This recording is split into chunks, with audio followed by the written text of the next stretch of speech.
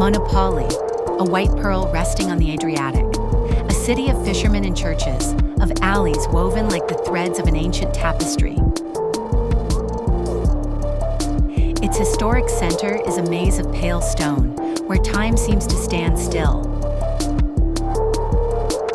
Homes overlook the sea, sheltered by age-old bastions, while colorful boats rest gently in the old harbor, like a timeless postcard.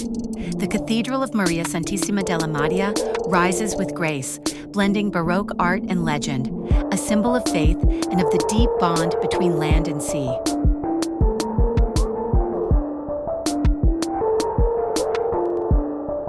Walking through Monopoli is a sensory journey. The scent of the sea, the voices of fishermen, the soft sound of waves kissing the rocks.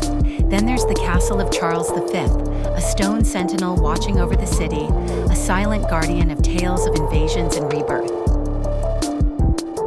Monopoli is not just a place, it's a feeling. It's the sea embracing the walls, the golden light igniting rooftops at sunset, the true heart of Puglia still beating strong.